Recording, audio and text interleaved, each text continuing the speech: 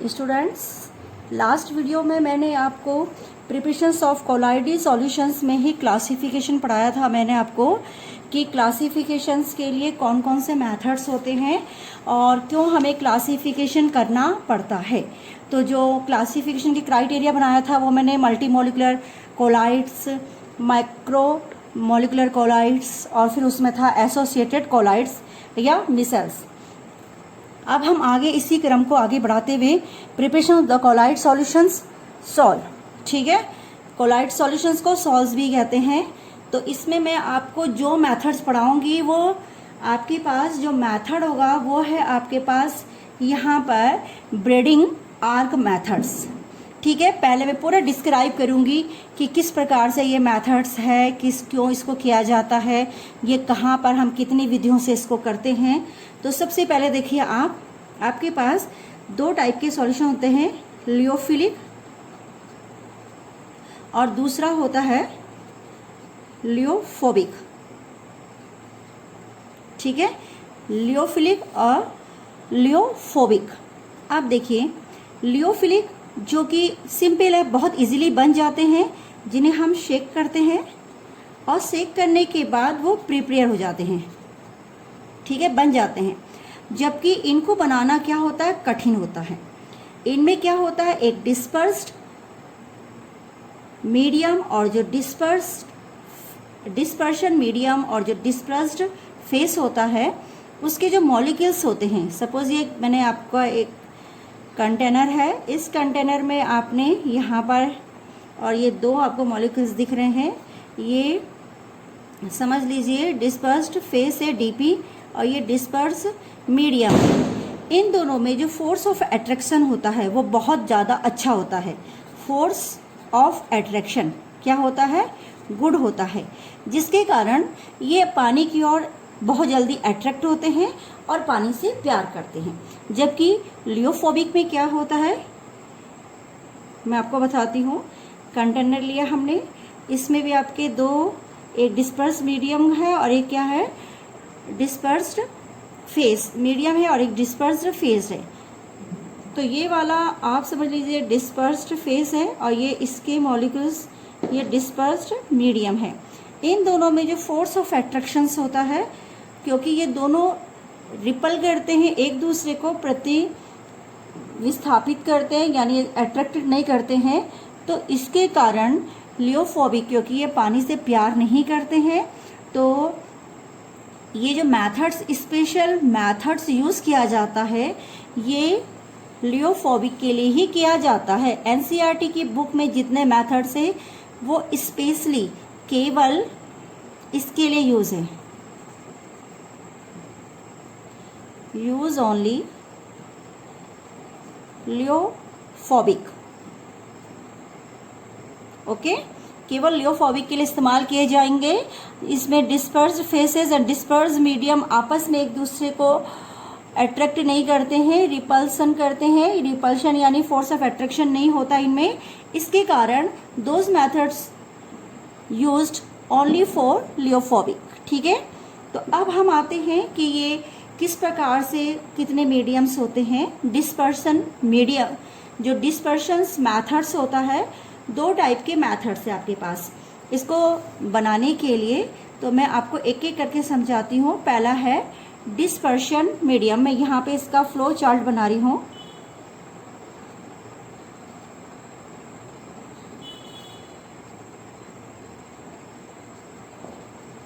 Dispersion methods. और दूसरा होता है डिस्पर्शन मैथड्स में जो भी आप पढ़ेंगे, दूसरा होगा कंडेंसेशन मैथड्स। कंडेंसेशन का अर्थ तो आप जानते ही हैं, ये आपको हाई स्कूल में पढ़ाया गया होगा। कंडेंसेशन मैथड्स को और कुछ भी कहते हैं, एग्रीगेशन मैथड्स कहते हैं। क्या बोलते हैं, एग्रीगेशन मैथड, ठीक है। और डिस्पर्शन मैथड्स को कुछ और दूसरा क्या कहते हैं, डिस्पर्शन जो मैथड्स होता है उसको डिसइंटीग्रेशन मैथड भी कहते हैं। क्या कहते हैं, डिसइंटीग्रेशन मेथड्स। अब मैं आपको समझाती हूँ क्या है। देखो, डिस्पर्सन मेथड्स हिंदी में कहा जाएगा प्रक्षेपण विधियाँ, ठीक है। मेथड्स कर लेते हैं, प्रक्षेपण विधियाँ। डिसइंटीग्रेशन मेथड्स सेम है, इसको आपने और करके लिखा डिसइंटीग्रेशन मेथड्स। अब देखिए, इंटीग्रेशन मतलब होता है जुड़ना, डिसइंटीग्रेशन मतलब टूट जाना, ओके। अब कंडेंसेशन मेथड्स यानी कंडेंस हो जाना या एग्रीगेशन हो जाना, यानी आपस में संयुक्त हो जाना। तो दो मेथड्स आप पढ़ेंगे अच्छी तरीके से, डिस्पर्शन मेथड्स यानी डिसइंटीग्रेशन मेथड्स, और कंडेंसेशन मेथड्स यानी आप पढ़ेंगे एग्रीगेशन मेथड्स। डिसइंटीग्रेशन का मतलब होता है तोड़ना। क्या अर्थ होता है इसका? तोड़ना। और इसका अर्थ होता है जोड़ना। तो तोड़ा किनको जाएगा?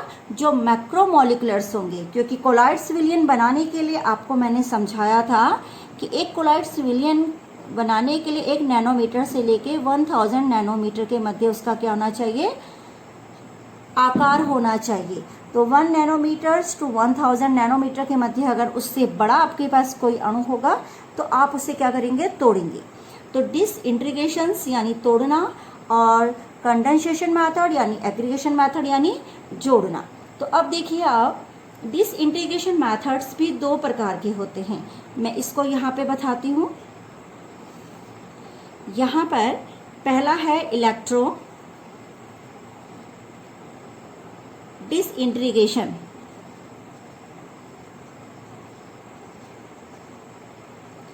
जिसको हम कहते हैं इलेक्ट्रो डिसइंटीग्रेशन मेथड्स, या ये कहलाता है, क्या कहलाता है? ब्रैडिंग आर्क मेथड्स। यहाँ पे मैं इसके शॉर्ट में लिख रही हूँ, ब्रैडिंग आर्क मेथड, ठीक है। ये जिस मेथड्स की हम बात कर रहे हैं, डिस्पर्शन मेथड्स में आता है ये इलेक्ट्रो डिसइंटीग्रेशन मेथड्स या ब्रैडिंग आर्क मेथड्स। और इसका जो दूसरा होता है वो मैं भी आपको समझाती हूँ। इससे पहले हम इधर आते हैं दूसरे वाले में, कंडेंसेशन मेथड्स में। तो जो कंडेंसेशन मेथड्स है उसमें आपके पास यानी एग्रीगेशन मेथड्स में 4 होंगे। डबल डिकम्पोजिशंस, मैं इसको आगे की ओर लिखूंगी ताकि आपकी समझ में आ जाए। ये यहाँ पे मैं इसको बता रही हूँ।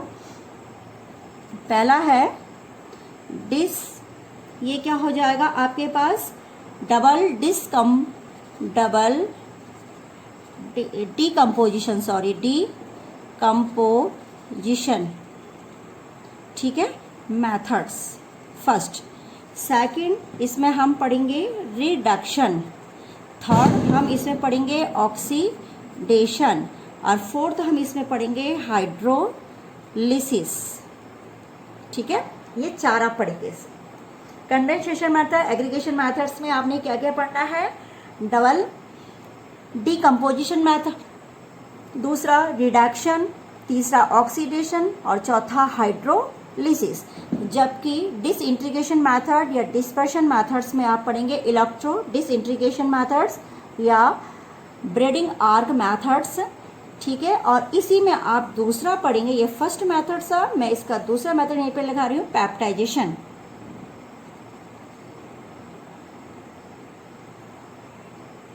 ठीक है, पेप्टाइजेशन। ये 2 मेथड्स आप इसके अंदर पढ़ेंगे।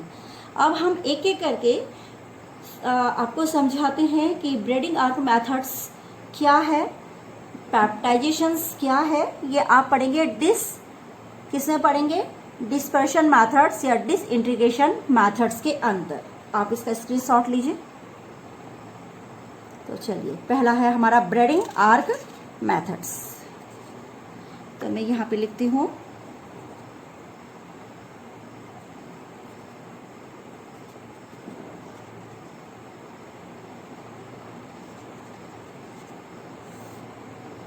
ठीक है। ब्रैडिंग आर्क मेथड्स क्या है, इसके लिए एक छोटा सा डायग्राम मैं आपको दिखा रही हूँ। उस डायग्राम में आप थोड़ा ध्यान से देखिएगा। मैंने एक कंटेनर बनाया, पहले देखते जाइए, मैं ओरली बोलती भी जा रही हूँ ताकि स्टूडेंट्स अच्छी तरीके से समझ सके। इस कंटेनर में मैंने यहाँ पे वाटर भर दिया। क्या भर दिया? वाटर, जल। इसके बाहर मैंने एक और कंटेनर बनाया। कंटेनर चाहे आप ऊंचा बना लीजिए, चाहे आप इससे थोड़ा सा ऐसे करके बनाया। ठीक है, इस कंटेनर में मैं फ्रीजिंग मिक्सचर रख दिया। फ्रीजिंग मिक्सचर का मतलब हुआ आपने यहाँ पे एक तरीके से मैं ऐसे करके आपको दिखा रही हूँ, बड़े बड़े से बनाते हुए। फ्रीजिंग मिक्सचर मैंने रखा यानी आइस जो जमी हुई हो। ठीक है, फ्रीजिंग मिक्सचर ये बाहर वाले में रखा, थोड़ा ध्यान दीजिएगा। ठीक है, अब अंदर वाले में जो वाटर भरा है वो डीएम का काम करेगा। किसका करेगा? डिस्पर्सन मीडियम का, यानी डीएम का। इसके अंदर मैंने क्या करना है, एक कोई भी, क्योंकि जो मेथड्स अप्लाई किया जाता है स्पेशली गोल्ड, सिल्वर और प्लैटिनियम, इन तीनों की सॉल बनाने के लिए किया जाता है। ठीक है, तो जब आप इसमें रॉड लगाएंगे तो वो रॉड स्पेशली अगर गोल्ड सॉल है तो गोल्ड लगाइएगा, सिल्वर सॉल बनाएंगे तो सिल्वर की, और प्लैटिनियम सॉल है तो प्लैटिनियम की मैंने एक रॉड लंबी सी लगा दी। ठीक है, अब इसे हमने ये दोनों आपके क्या है? इलेक्ट्रोड्स। क्या है? इलेक्ट्रोड्स। ये भी गोल्ड का है एयू का, और ये भी क्या है आपका? गोल्ड का। हमने इसको किससे कर दिया कनेक्ट?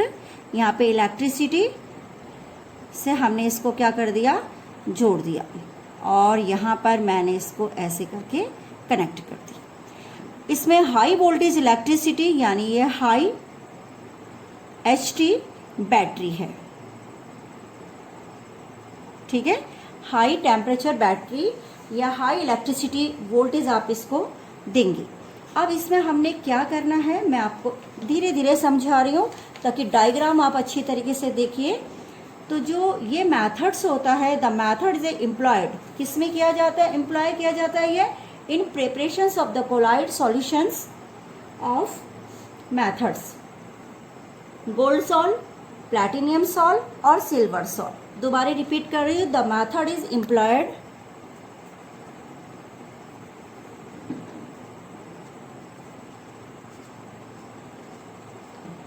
इन प्रिपरेशन या प्रिपेयर कोलाइडियल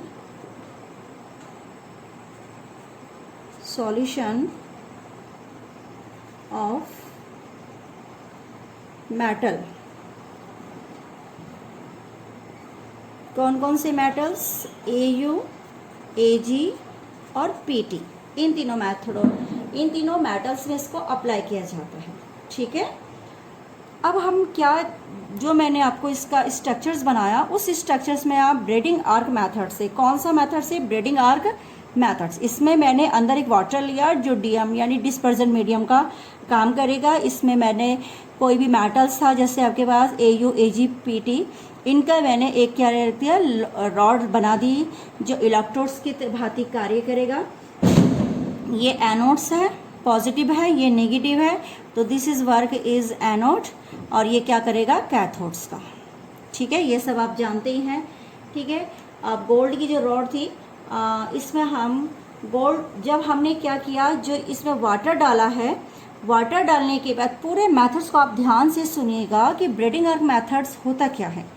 हमने क्या किया, जैसे ही हमने इसे यहाँ पर रॉड लगाई, रॉड लगाने के बाद जो इसके अंदर ये गोल्ड था, गोल्ड की जो रॉड है वो छोटी छोटी छोटी अणुओं के रूप में यहाँ पे पहले आर्क हो गया। आर्क मतलब चिंगारी से उत्पन्न हो जाती है हाई वोल्टेज में, यहाँ पे आर्क निकलता है।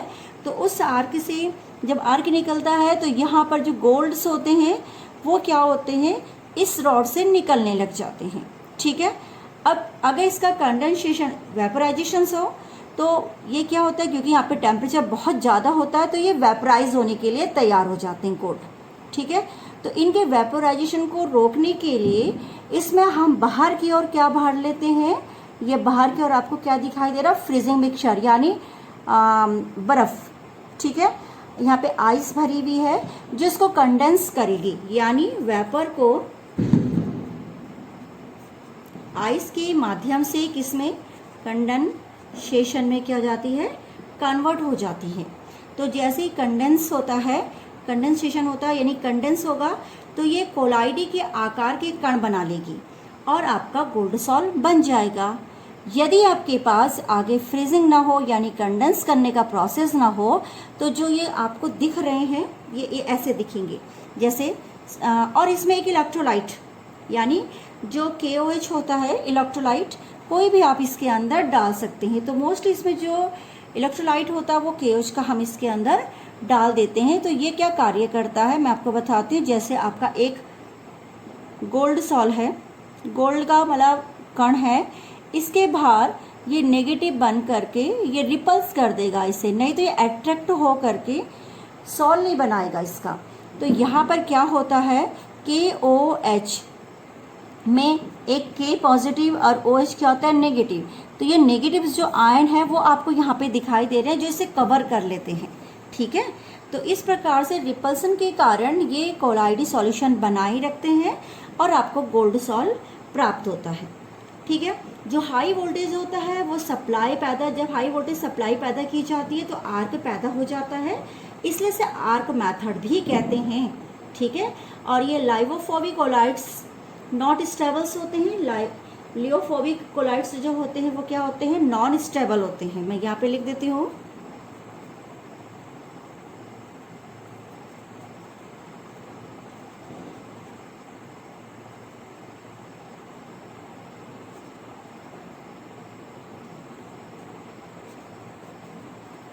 नॉट स्टेबल, ठीक है। Lyophobic colloids are not stables, okay. इसलिए इसमें इलेक्ट्रोलाइट क्या डाला जाता है, ये इलेक्ट्रोलाइट क्या डालते हैं KOH डाल देते हैं जिसका नेगेटिव्स इसके साथ इसमें एक लेयर बना देता है जो कि इन दोनों जो गोल्ड पार्टिकल्स होते हैं वो नेगेटिव चार्ज जो KOH का नेगेटिव चार्ज होता है उसको कवर कर लेता है और इस प्रकार से ये गोल्ड सॉल्ट का क्या करता है निर्माण करता है। दोबारा से मैं समझा देती हूँ। Bridge arc methods, breeding arc methods क्या है, ये गोल्ड, प्लैटिनियम, सिल्वर आदि के सॉल बनाने के लिए इसका इस्तेमाल किया जाता है। इसमें जिसका आपको सॉल बनाएगा उसी की रॉड को आप लेंगे और यहाँ पर वाटर डिस्पर्सन या डिस्पर्शन मीडियम का कार्य करता है। इसको अधिक शीतलन करने के लिए या कोल्ड करने के लिए इसमें आप क्या डाल देते हैं फ्रीजिंग मिक्सचर द्वारा इसे और ठंडा करते हैं ताकि जो धातु वाष्पित हो रही है हाई टेम्परेचर के कारण वो आर्क के द्वारा जो वाष्पीकृत होने जा रही थी वो दोबारा से कंडेंस हो करके यानी संघनित हो करके कोलाइड्स के कण को क्या बना देती है। इस प्रकार कोलाइडी कण धातु का क्या बना लेता है मेटल शॉल बना लेता है, ठीक है। तो ये ब्रिज आर्क मैथड्स आपकी समझ में आ गई कि क्या है। अब इसमें दूसरा मेथड सा पेप्टाइजेशंस।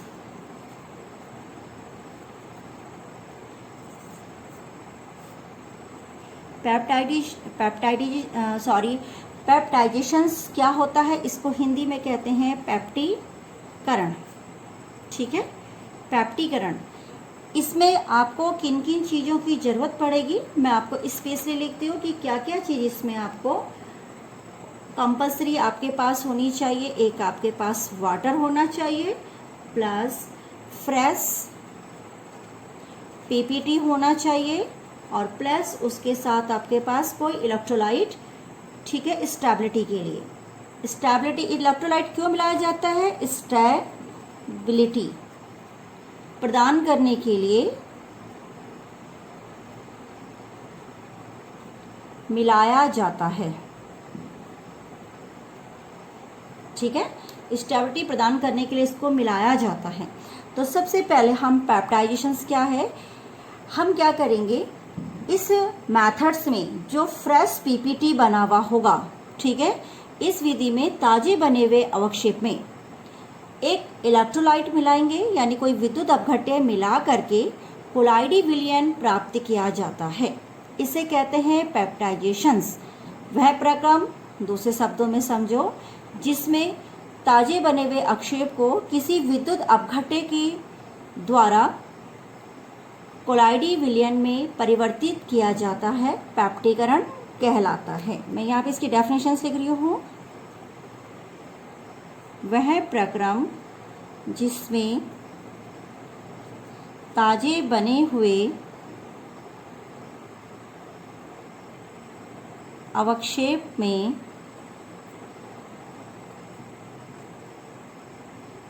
कोई उचित विद्युत अपघट्य मिलाने पर कोलाइडी विलयन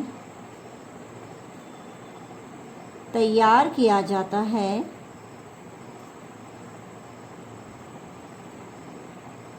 पैप्टीकरण कहलाता है। ठीक है।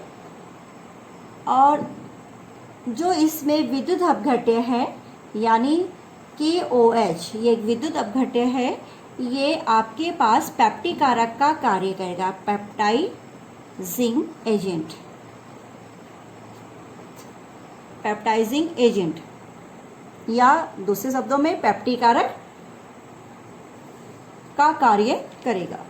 तो कुल मिलाकर के इसमें अपने पेप्टीकरण बहुत इजी है, कुछ नहीं करना है इसका सॉल्यूशंस, क्योंकि इसमें जो नेगेटिव पार्ट होता है, जैसे आपके पास ये सॉल है और इस बाहर इसमें नेगेटिव, इसके KOH के जो OH नेगेटिव है वो इसमें रिपल्शन का कार्य करता है और इस प्रकार से सॉल बन जाता है, यानी पेप्टीकरण हो जाता है।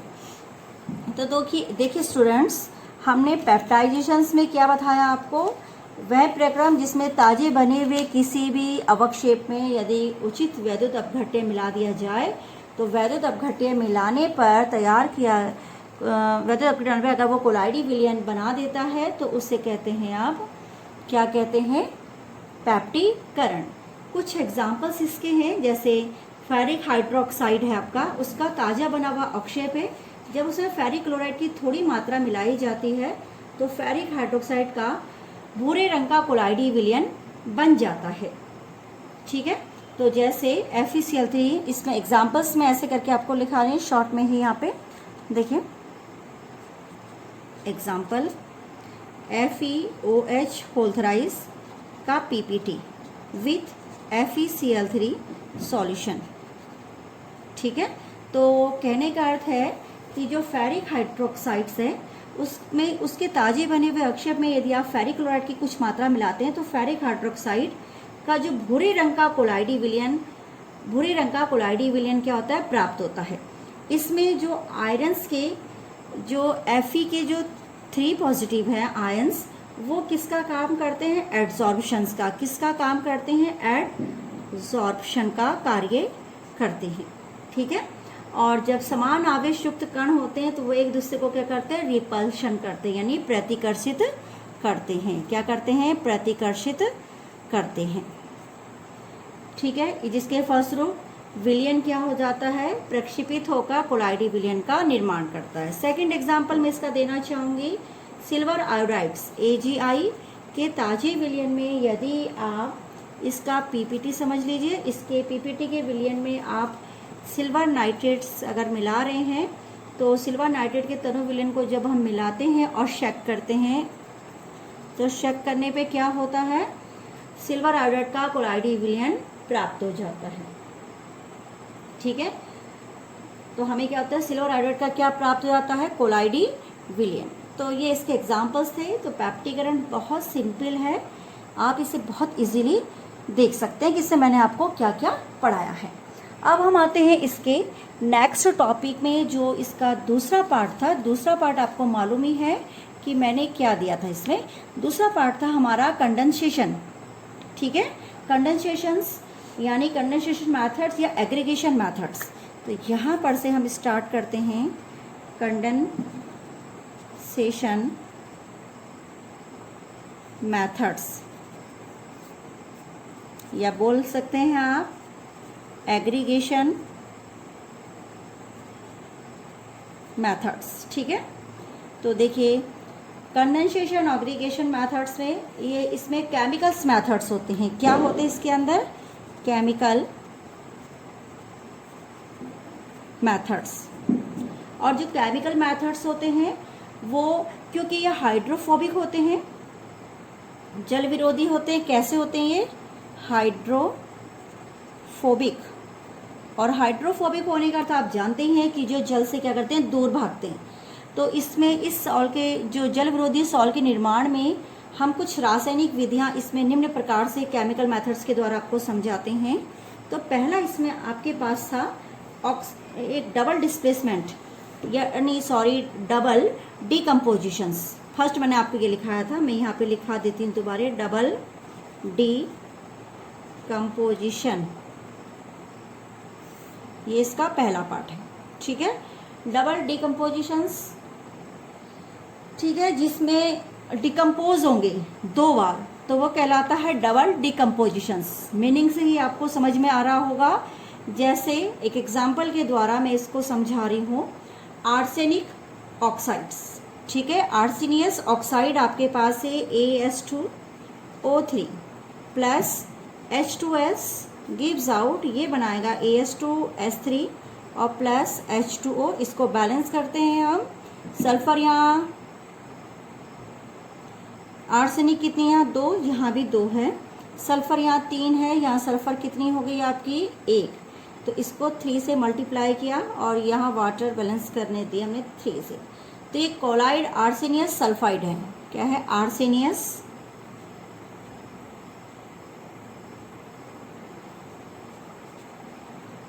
सल्फाइड का सॉल है। ठीक है, सॉल बनाने हैं आपको, तो ये कोलाइडी है, कोलाइडी सॉल्यूशन, ये सॉल। ठीक है, तो यहाँ पर आपके पास जो ये आया, ये है आर्सेनियस सल्फाइड। अब आप कैसे बताएंगे कि डबल डिस्प्लेसमेंट है? देखो, आर्सेनिक की यहाँ पे ऑक्सीडेशन कितना है 3, ठीक है, और यहाँ कितना है, यहाँ कितना हो जाएगा। देखो 2 बार मैं इसको आपको समझाती हूँ कि आर्सेनिस यहाँ पे +3, ऑक्सीजन -2, हाइड्रोजन +1 और ये -2 है। ठीक है, अब अगर हम इसको बैलेंस करेंगे तो 2 बार, यानी आर्सेनियस किसके साथ, सल्फर के साथ क्रिया करके आर्सेनियस सल्फाइड बना रहा है, आर्सेनिक ऑक्साइड्स, और ये H इस ऑक्सीजन को लेकर के H2O बना देता है। तो कोई भी जैसे आर्सेनियस सल्फाइड है, सिल्वर हो गया, सिल्वर हैलाइड्स हो गया, इनके सॉल्व बनाने के लिए ये उभय अपघटन यानी डबल डिकम्पोजिशंस विधि का इस्तेमाल किया जाता है। और इसमें सिंपल है कि आपको आर्सेनियस ऑक्साइड के डाइल्यूट सॉल्यूशन में H2S क्या करना है, गैस प्रवाहित करनी है, और इस प्रकार इसका सॉल्व बन जाता है। नेक्स्ट है इसमें दूसरा रिडक्शन, यही मैंने शायद आपको लिखाया था आगे, रिडक्शंस। तो रिडक्शंस कैसे होगा, ये गोल्ड सॉल्व आपको ले लीजिए, गोल्ड की रिडक्शंस को मैं आपको समझाती हूँ। जैसे AuCl3 और SnCl2 गिव्स आउट Au और प्लस SnCl4। तो यहाँ पे ये कोलाइडियल है, इसका कोलाइडियल गोल्ड। AuCl3 यहाँ पे मैंने 2 से इसको बैलेंस किया, यहाँ पर ये बैलेंस कर रहे हैं हम, इसको 3 से कर दिया और इसको यहाँ पे कर दिया 3 से, तो ये पूरा का पूरा बैलेंस हो गया। तो यहाँ पे गोल्ड यानी रिडक्शंस हो रहा है। रिडक्शंस कैसे हो रहा है, गोल्ड यहाँ पे +3 है और यहाँ देखिए आप कितना है 0 है। तो गोल्ड सॉल्व इस प्रकार से कोई भी रिडक्शंस के जो द्वारा धातु का जो कोलाइडी विलयन बनता है वो आपका कहलाता है रिडक्शंस मेथड्स। ठीक है, यहाँ पर स्टेनस क्लोराइड के कारण ये इसको क्या करता है, रिड्यूस करके अपचयित करके गोल्ड सॉल्व बना रहा है। इसके बाद इसमें तीसरा मेथड था ऑक्सीडेशंस।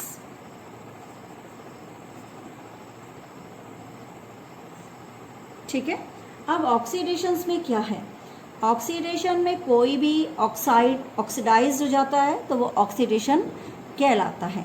यहाँ पर आप ब्रोमीन जल ले लीजिए, तो मैं फ़िलहाल ले रही हूँ ब्रोमीन, और इसका हम क्या ले रहे हैं, aqua plus H2S gives out. अगर हाइड्रोजन सल्फाइड से क्रिया कराएंगे तो यहाँ पे ये सल्फ़र बनेगा और प्लस HBr बन जाएगा।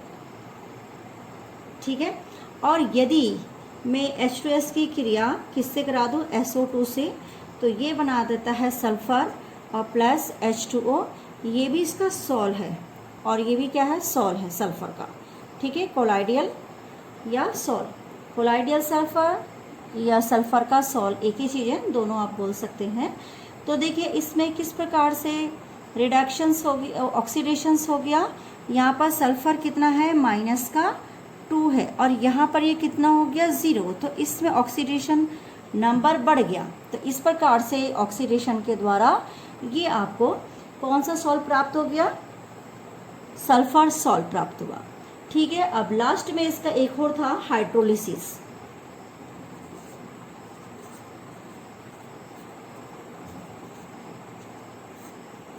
देखिए हाइड्रोलिसिस में क्या है कि आप हाइड्रोलिसिस करेंगे, जैसे मैंने फेरिक क्लोराइड कोई एग्जांपल लिया और उसका हाइड्रोलिसिस किया, तो आपने उसमें FeOH होल थ्राइस और प्लस HCl, ठीक है, ये बना दिया। तो कहने का अर्थ है हाइड्रोलिसिस में आपको क्या करना है कि आयरन तथा एल्यूमिनियम के जो क्लोराइड्स हैं उनके जलीय विलयन को जब आप उबालते हैं तो हाइड्रोक्साइड के क्या बनाते हैं, सॉल्ट बनाते हैं। तो कोलाइडी फेरिक हाइड्रोक्साइड है, ठीक है, कोलाइडियल है। मैं लिख लेती हूँ यहाँ पे केवल, बाकी आपको मैंने ओरली सारा बताया किसका कोलाइडियल है, फेरिक हाइड्रो ऑक्साइड्स का। तो देखिए इस प्रकार से आपको ये दिखाई दे रहा है कि हम किस प्रकार से 4 मेथड्स अप्लाई करके हमने क्या क्या बनाया। मैं अभी दोबारा से एक बार पूरे पोर्शंस को रिपीट करती हूँ कि इसमें मैंने आपको क्या क्या पढ़ाया। तो देखिए इसमें हमने शुरू से क्या पढ़ा, मैं आज के टॉपिक की बात कर रही हूँ जो मैंने पढ़ाया। मैं preparation of the colloid solution, मैंने पहले भी आपको एक टॉपिक इसमें पढ़ाया था, उसमें क्लासिफिकेशन तक पहुँचे थे हम, और इसमें हम Bredig arc methods, lyophilic and lyophobic, PHO lyophobic, specially use only lyophobic के लिए इस्तेमाल किया जाता है, ठीक है। इसमें जो लियोफिलिक होता है वो तो एकदम शेक हो जाता है प्रिपरेशन में, क्योंकि इसमें जो DP और DM के बीच का फोर्स ऑफ अट्रैक्शन अच्छा होता है। अगर जो हमारी NCERT में जितने methods preparation of the colloid solution के दिए गए हैं वो केवल स्पेशली यूज़ करने के लिए दिए गए हैं लियोफोबिक कोलाइड्सों के लिए। तो डिस्पर्शन मैथड्स और कंडेंसेशन मैथड्स, डिस्पर्शन मैथड्स में डिसइंटीग्रेशन मैथड्स के नाम से भी इसे जाना जाता है, जिसका मतलब होता है तोड़ना। किसी भी कोलाइडी सॉल्यूशन को बनाने के लिए उसकी रेंज इतनी रखी गई है, उसको आपको तोड़ करके उसे कोलाइड के रूप में बनाना है। इसमें इलेक्ट्रो डिसइंटीग्रेशन या ब्रीडिंग आर्क मैथड्स है, पेप्टाइजेशन है, और इसमें कंडेंसेशन मतलब एग्रीगेशन मैथड्स यानी जोड़ना, और उसमें डबल डिकम्पोजिशंस, रिडक्शन, ऑक्सीडेशन, हाइड्रोलिसिस। उसके बाद हम आते हैं ब्रीडिंग आर्क मैथड्स। मैंने आपको समझाया कि ये स्पेशली गोल्ड, Ag, प्लेटिनियम इत्यादि सोल बनाने के लिए यूज़ किया जाता है, ठीक है। तो इस मैथड्स में आपने एक वाटर लेना है जो TM का कार्य करेगा, और एक इलेक्ट्रोड की कोई छड़ लेनी है, चाहे गोल्ड, Ag, प्लेटिनियम किसकी भी ले लो।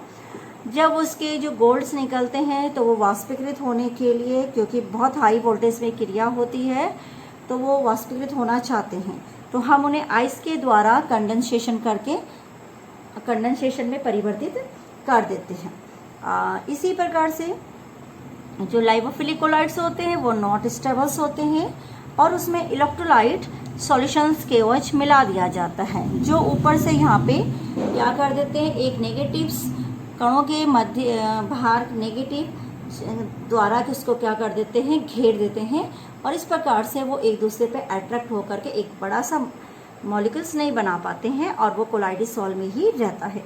पेप्टाइजेशन सिंपल है, वाटर, फ्रेश PPT और एक कोई इलेक्ट्रोलाइट स्टेबिलिटी प्रदान करने के लिए मिलाया जाता है।